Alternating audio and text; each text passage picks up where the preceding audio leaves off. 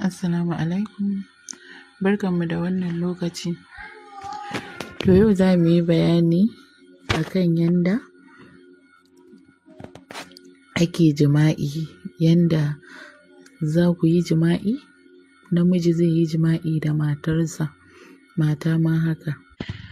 To da farko dai ke mace ya kasance idan kin tabbatar da ke da mijinki za ku yi mu'amalar aure, to ya tabbata kin zo kin riga shi kwanciya, kin buɗe ƙafafunki, kin ɗaga su sama ta yanda yana gani zai ji sha'awarki. Sa'annan ki gwale ƙafafun naki yanda dai za ki buɗe ƙafafunki, ki ɗaga su sama sai ki buɗe su, ki gwale su, ki jingina su da bango. Da zarar mijinki ya shigo, shi kuma yana ganin wannan kwanciyar da kika yi, to zai zo tsakankanin ƙafafunki ne. Yana zuwa zai durƙusa ya fara shafa jikinki, to ba zai tsaya ko ina ba, zai zo ya kwanta a kan ƙirjinki ya fara tsotsar miki nono. Yana fara tsotsar miki nonon nan a hankali za ki fara jin daɗi ya fara shigarki. To daga nan fa 'yar uwa kar ki wai tsaya, ki fara ɗan nishi cikin ƙwarewa da kisa da jan hankalinsa, alamun cewar kina jin daɗin wannan sha miki nonon da yake yi. Kai kuma magidanci, mai gida, za ka fara sha mata nonon nan cikin ƙwarewa, kana lasa, kana zagaye kan nonon nan nata da harshenka, tare da tsotsar nonon sosai. Hannunka ɗaya yana matse nonon a hankali, ɗaya kuma hannun kana matsa mata nonon cikin da ɗan yatsanka, kana murza kan nonon nata. A nan za ka ga matarka tana nishi, tana gantsarewa, tana daɗa gantsaro maka ƙirjinta.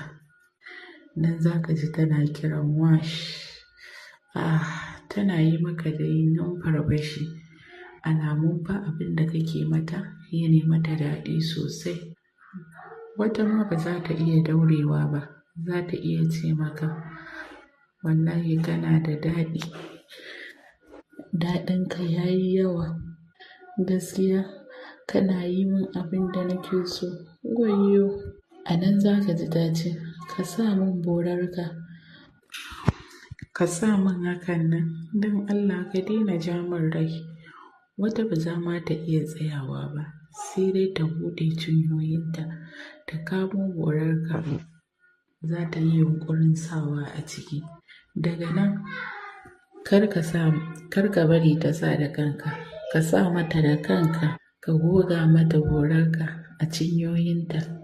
Daga nan kuma sai ka wuce da ita cikin hedikwata, cikin farjinta kenan. Nan za ka ga diriricewa, za ka ji ta ce wayyo, ta sakan maka ƙara. Daga nan sai ka fara tura mata borarka a hankali, sai dai ka ji ta shige silif.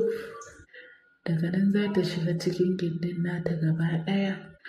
A nan za ka ji yanda matarka za ka ji ruwan ni'imarta, saboda ta riga ta gama jigewa gaba ɗaya. Za ka ji kawai ka waɗa ne cikin farjinta, ka lime, ka nutse. To a nan fa sai ka fara linƙaya, kana kaiwa kana kawowa. Tun kana yi mata a hankali, kana yi kana mata a hankali har ka fara yi da sauri da sauri. A nan za ka ga ta ƙara diririce maka, tana cewa kai mata da ƙarfi, kai mata da ƙarfi. A nan za ka ji ihun daɗi idan ta kusa kawowa. Daga nan wannan caccakar da kake mata, kar ka saki nonuwanta, ka kuma mai da bakinka kan nononta, kana tsotsar nono kana caka mata. Wayyo, a nan za ka ga tsantsar daɗi. A nan za ka ji ta fara yi maka ihun za ta kawo. Za ka ji tana yi maka ihu na gata nan za ta kawo, ka ci gaba, zan kawo, ka ci gaba. A nan tana kawowa, to za ka ji jikinta ya yi lakwas to kai ma daga nan ka ci gaba da yi mata. Daga nan kai ma sai ka fara yunƙurin kawowa. Daga wannan cikawar da kake yi za ka ji ruwa ya fito maka, ruwan maniyyanka ya kwarare mata farjinta. A nan za ku ga yadda za ku jiƙa kan gadonku, za ku jiƙa gado. To daga nan idan har kuna da ƙara mararin wani style ɗin za ku ƙara canza wani style ɗin. Amma kafin nan ku je ku fara yin wanka, ku jiƙa jikinku.